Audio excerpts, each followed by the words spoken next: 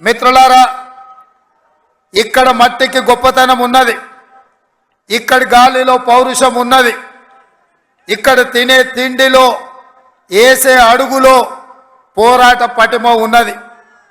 ఈ గడ్డ మీద మీ బిడ్డ కొమరం భీం జల్ జంగల్ జమీన్ అని చెప్పి ఆనాడు రాజ్యాలకు వ్యతిరేకంగా, అదేవిధంగా రామ్జీ గోండు ఈ ప్రాంత గోండు బిడ్డ బ్రిటిషర్స్కు వ్యతిరేకంగా, రజాకర్లకు వ్యతిరేకంగా కొమరం భీం ఆనాడు పౌరుషంతో పోరాడిను.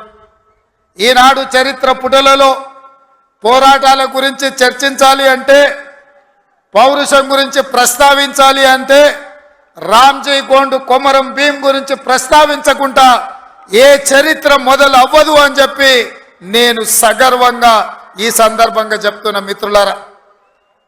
అలాంటి పోరాట స్ఫూర్తిని తీసుకొని కేస్లాపూర్ గుడిలో దర్శనం చేసుకొని నాగోబా ఆశీర్వాదం తీసుకొని తప్పకుండా ఈ గడ్డ మీద ఇందిరమ్మ రాజ్యం తీసుకొచ్చి దళితులకు, గిరిజనులకు, ఆదివాసులకు, బలహీన వర్గాలకు, మైనారిటీలకు వాళ్ళు మెచ్చే ప్రభుత్వం, వాళ్లను ఆర్థికంగా సంక్షేమ రంగంలో అభివృద్ధి ప్రాంతం వైపు నడిపించే ప్రభుత్వాన్ని ఏర్పాటు చేస్తామని చెప్పినాం.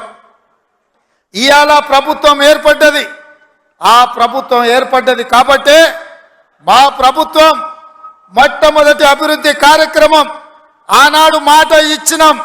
ఇదే ఇంద్రవెల్లి అమరవీరుల స్తూపం సాక్షిగా అభివృద్ధి కార్యక్రమాలను తీసుకొని ముందుకు వెళ్తాం. ఆదిలాబాదును దత్తత తీసుకుంటాం.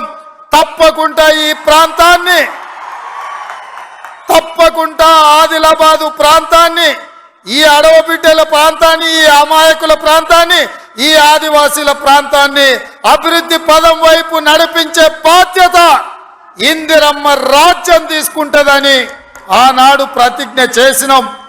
ఈనాడు అభివృద్ధి కార్యక్రమాలలో భాగంగా గూడాలకు రోడ్లు, గూడాలకు తాగడానికి నీళ్లు, నాగోబా గుడి అభివృద్ధి కోసం, అదేవిధంగా ట్రైకార్ నేతృత్వంలో ఈ విద్యార్థుల చదువుల కోసం ఈ ప్రాంతంలో మనము అభివృద్ధి కార్యక్రమాలను ప్రారంభించినాం.